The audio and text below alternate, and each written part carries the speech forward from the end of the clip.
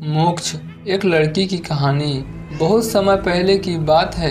असम अपने घनी वादियों, हरियाली और चाय की पत्ती के लिए बहुत जाना जाता है, मगर यहाँ के रहस्यमय भूतिया किस्सों से कई लोग आज भी अनजान हैं। असम के कई गांवों में शैतान का वास है, मानो जैसे भगवान रूठ ही गया हो।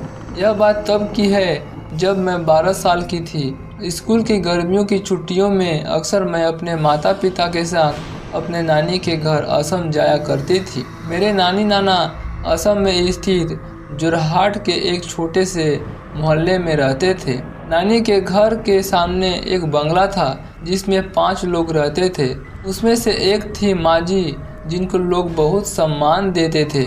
माजी को मेरी नानी से बहुत लगाव था, क्योंकि मेरी नानी बहुत अच्छे से कपड़े सिलती थी। मेरी नानी हर तरह के कपड़े सिलने का हुनर था। मेरे ज़्यादातर कपड़े वही सिलती थी। नानी माजी के लिए हर त्योहार पर सलवार कमीज सिलती थी। उसके अंदर जेब भी ज़रूर सिलती थी। पुराने लोग ज़्यादातर बैग या पर्स नहीं रखते थे अपने पास। माजी उस जेब में हमेशा पैसे ज़रूर रखती थी। एक दिन माजी बहुत बीमार हो गई। उनके घर वालों ने उनका सही इलाज भी नहीं करवाया था। मेरी नानी जब भी माजी को सेवा करते तो उनके बेटे और बहू नानी को भगा देते थे। कुछ दिन बाद माजी की मृत्यु हो गई। मेरी नानी ने माजी के शव को उनके पसंदीदा पीले रंग का सलवार कमीज सिलकर पहनाया अंतिम संस्कार से पहले। पर नानी इस बार दुख में जेब सिलना भूल गई थी और फिर माजी का अंतिम संस्कार भी हो गया। 2 दिन बाद जब नानी सुबह अपने घर का दरवाज़ा खोला तो उनको साक्षात माजी दिखी, उसी पीले रंग के सलवार कमीज में। माजी ने कहा, देख मैं कैसी लग रही हूँ, पर इस बार तूने मेरे कपड़ों में जेब क्यों नहीं सिली? मुझे पता है ना कि मुझे जेब में पैसे रखने की आदत है। नानी बहुत डर गई थी और ज़ोर से चीखते हुए हम सबको बुलाया। जब हम गए तब नानी ने बाहर इशारा करते हुए कहा, माजी वापस आ गई हैं, मुझे अभी दिखी। हमने देखा तो कोई नहीं था। हम सब ने नानी को भ्रम बता के माजी को भूल जाने को कहा। नानी यह जान गई थी कि वह माजी की आत्मा है, पर हमें कैसे समझाती। नानी को माजी की आत्मा अब हर जगह दिखने लगी थी, कभी पेड़ पर बैठी हुई तो कभी अपने बंगले के बाहर लटकती हुई। यह सब देख नानी बहुत डर गई थी।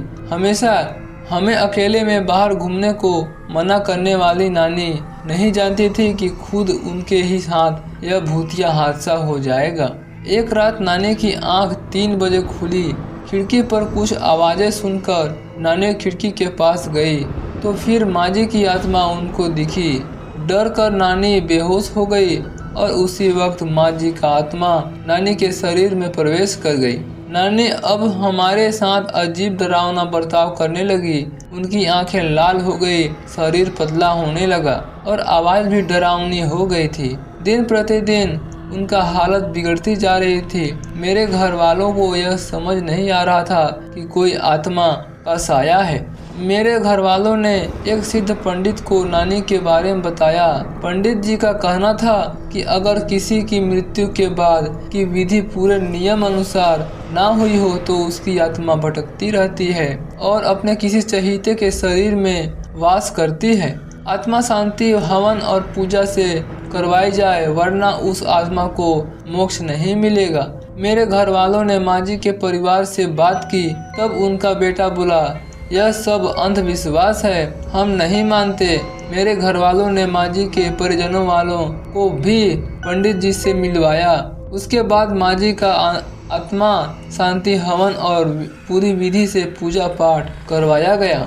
2 दिन बाद नानी ठीक हो गई और अब माजी की आत्मा भी उसके शरीर से जा चुकी थी। माजी की आत्मा को मोक्ष मिल गया था। नानी की सेहत भी धीरे धीरे सही हो रही थी।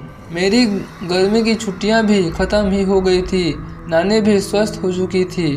नानी की दुर्दशा देख मैं और भी डर गई थी, पर नानी ने मुझे और मेरे घर वालों को तसल्ली देकर वापस खुशी खुशी भेज दिया।